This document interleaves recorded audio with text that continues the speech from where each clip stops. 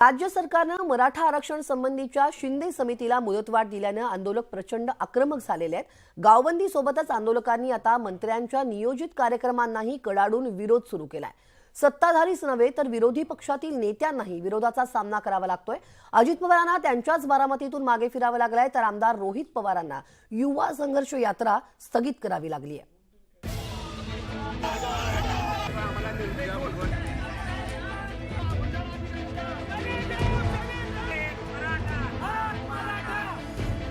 कुठे वाहनांची तोडफोड तर कुठे घेराव, कुठे प्रदर्शन, अशा विविध माध्यमातून राज्यातला मराठा समाज अतिशय आक्रमकपणे रस्त्यावर उतरतोय।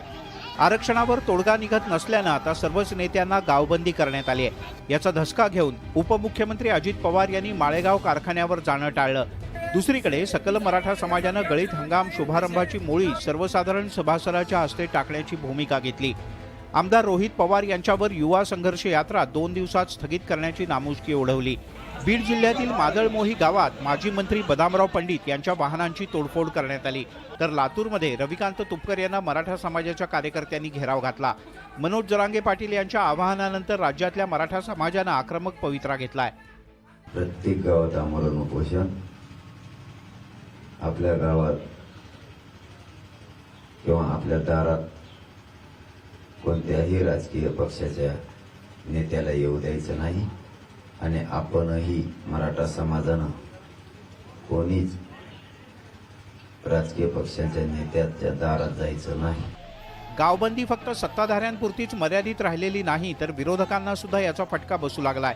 ज्या राजेश टोपे यांच्या मतदारसंघातून हे आंदोलन राज्यभरात पेटलंय, त्याच टोपे यांच्या घरासमोर आरक्षणासाठी आंदोलन सुरू झालंय। काल रोहित पवारांनी त्यांची संघर्ष यात्रा स्थगित केल्यानंतर आज अजितदादांना माळेगावच्या कारखान्यावर मराठा आंदोलकांनी बंदी केली आणि दादांना अक्षरशः बारामतीतून मागे परतून इथं पुण्यात यावं लागलं। याच्यावरून ह्या सगळ्या सत्ताधारीच काय विरोधकांनी या मराठा आंदोलनाचा किती मोठा धसका घेतलाय हे स्पष्ट होतं। मिरजमध्ये पालकमंत्री सुरेश खाडे यांचा ताफा अडवून काळे झेंडे दाखवण्यात आले। मिरज विधानसभा क्षेत्रातले कार्यक्रम रद्द केले नाहीत तर ते उधळून लावण्याचा इशारा देण्यात आला। नांदेडमध्ये केंद्रीय राज्यमंत्री डॉक्टर भागवत कराड यांना काळे झेंडे दाखवण्यात आले। मराठा आंदोलकांनी कराड गो बॅकच्या घोषणा दिल्या। परिणामी कराड यांचे नांदेड शहरातले नियोजित कार्यक्रम रद्द करण्यात आले। कुठेतरी जरांगे पाटलांनी बसलेल्या आंदोलनाला किंवा मराठ्यांच्या आंदोलनाला गालबोट लागावं म्हणून जाणीवपूर्वक हे सरकार अशा मंत्र्यांना, ज्या मंत्र्यांना विधान परिषदेवर घेतलं, ज्या मंत्र्यांना राज्यसभेवर घेतलं, अशा मंत्र्यांच्या हातून असं कृत्य करण्याचं काम हे सरकार करत आहे। भागवत कराड यांचा तापा आता अडवण्याचा प्रयत्न केला, अडू आणि भागवत कराडला नांदेडमधून कसं बाहेर जाणार नाही याचा आम्ही प्रयत्न करणार आहोत। खासदार ओमराजे निंबाळकर यांना त्यांच्याच गोवर्धनवाडीमध्ये गावबंदी करण्यात आली, त्यामुळे घरी जायचं तरी कसं असा प्रश्न त्यांच्यासमोर निर्माण झालाय। हिंगोलीचे आमदार तानाजी मुटकुळे यांचा मुलगा शिवाजी मुटकुळे याला मराठा समाज बांधवांनी घेराव घालून गावबंदी आंदोलन सुरूच राहणार असल्याचं स्पष्ट केलं, तर आंदोलकांनी चर्चेची दारं खुली ठेवावीत असं आवाहन सरकारकडून करण्यात आलंय।